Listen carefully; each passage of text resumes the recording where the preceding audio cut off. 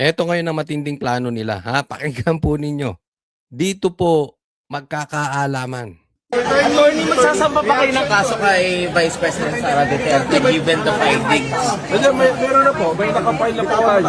Tapos? Just waiting for the resolution of the Department of So Justice. anytime po pwede natin siyang arrestuhin. Pag lumabas po yung resolution niya, ipapile po sa court. So it will depend on the... Attorney, hindi ba masyadong bad optics Iyon ang matindi, narinig nyo? Tanong, anytime pwede siyang arestuhin pag lumabas ang resolution. Sabi ko sa inyo, alam nila walang mangyayari dyan sa impeachment. Humanda kayo. Ipa-fast forward ang mga warrant of arrest. Alam nyo, dati bulong-bulungan lang yung gagawin kay PRRD tsaka kay Bato.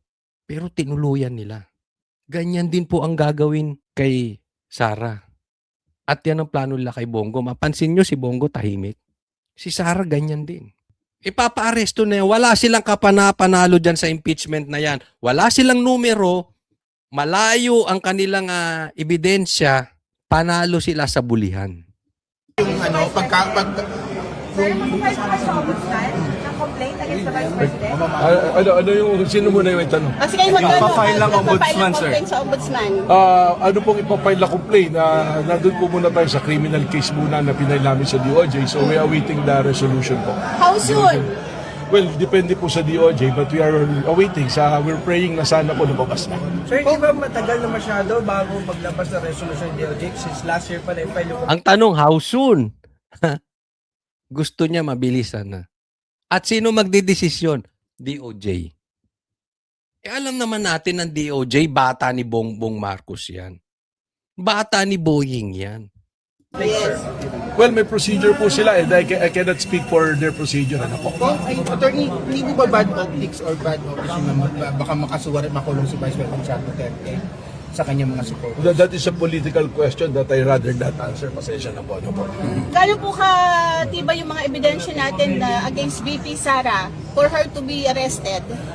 Wala pa po tayo sa arrested. Yung kailangan po muna, may resolution po yung Department of Justice. And narinig nyo naman po kanina, we base it on resolution, Memorandum Circular number 20 ng DOJ that there is a reasonable certainty of conviction pag ipinay sa court. Yun na po yung standard na sinunod po natin. Yun ang matindi doon. Diba? Parang sa kanya, pag lumabas yung resolusyon, liwanagin po natin ha, pag lumabas yung resolusyon, it is as if panalo na. Ganyan po mag-declare si Matibag. Ganyan din siya nag-declare ng pag-iimbestigahan yung 2019 SEA Games. Malawakang daw anomalya yun. O eto, pag lumabas na yung resolusyon, as if kulong na si BP Sara. Yan yung po kaliwanag niyan. Ito yung matinding takutan talaga. Kaya nga sinasabi ko, ako'y naniniwala na sinusubukan nitong mga to eh. Kasi nakailang rally na po tayo. At sa tingin nila walang nangyayari. Nakailang rally na po, bulihan lang ang nangyayari, mananakot lang sila, babaligtad ng isang senador, babaligtad si ganito. 'Di ba? Walang nangyayari. So susubukan ulit nila. Hindi nila mapapanalo yung impeachment, hindi na rin sila makapagpadala sa ICC. Kasi galit na rin ng Amerika sa ICC. At planong buwagin niyang ICC na yan.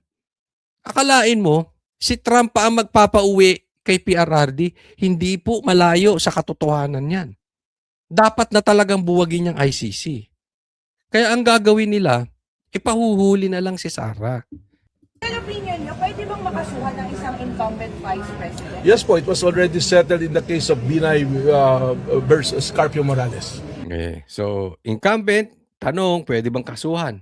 Yes, may nakahanda na siyang jurisprudence. Planado na po to.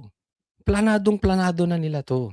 Attorney, ba't po nasama yung mga previous press conference ni Vice President Sara Duterte para doon sa threats niya kay Well, those are all considered kasi sabi ko nga kanina, it's confluence of events. Lahat yan, it's not an ordinary threat. Titignan mo yung pattern of behavior po. Kaya kasama ko yun. Attorney, sino po yung binabanggit ninyo na meron na kayong... Hindi ko po pwedeng sabihin, narinig niya naman po. Kasi po, it will bungle their investigation. Are you investigating the VP-SPG? Hindi po particularly BTSPG, pero sinasabi ko po rito, we are already identified the individuals. Pero member... Ilan sila po? yung... Member po ng AFP. Sinasabi ko nga po, merong mga member dyan ng AFP, merong hindi. Pero wag nyo na pong pilitin na i-detalye natin dahil may investigation po. It's an open investigation case. Ano po? Yan, yung sinasabi natin, talagang takutan po. Ito, ako'y magpapakita pa ng isang halimbawa, pero bago po tayo pumunta roon, na sa gusto niyang takutan na nangyayari, style ito talaga. I mean, sinasabi nila, maganda naman ang record ng NBI. Yes po, ako naniniwala doon. In totality, maganda po record ng NBI. Pero ito record ni Matibag, hindi po maganda. Diba? Kung sino-sino na lang ang iniimbestigahan, mapupunta tayo sa pag-aresto sa Vice President. And that's how desperate they are. Puntahan po natin ito, ha. Ito pa, isa pang kasuhan. Na-discuss po natin to, pero bigyan pa po natin ng lalim, ha. Sir, sabi niyo may malaking kasong nakaabang on the SEA Games po na sports complex. So, wait lang sir. Wait lang. Napagalitan siya. Wait lang, sir. Wait lang. Napagalitan, ano. Sige. May possible po ba na na-identify na po kayo, nakakasuhan niyo? Well, we just received information tungkol dun sa pangyayari dun sa PISCO, yung Philippine SEA Games Organizing Committee, no? And we in possession of documents already na meron talagang kailangan investigahan because there are huge amount of money na involved dito. If you recall, there was no bidding na ginawa rito, tapos unliquidated, so marami na kailangan tingnan. So, alam mo, ang tanong dito, ilan pa ang ipakukulong bago tayo kikilos? Ay, hindi po ito grave threat, ha? Ako yung nagtatanong lang. Pag pinakulong si Cayetano, pag pinakulong si BP Sara, anong gagawin ng INC? Anong gagawin ng Catholic Church?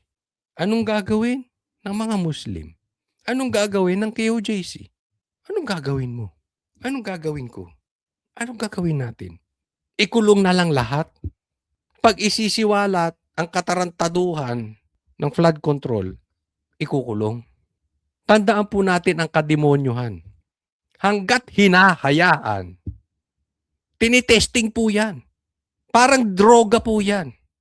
Hanggat nakakalusot yung droga, palalim ng palalim ang isang tao dito. Una, isang pitik lang ng droga.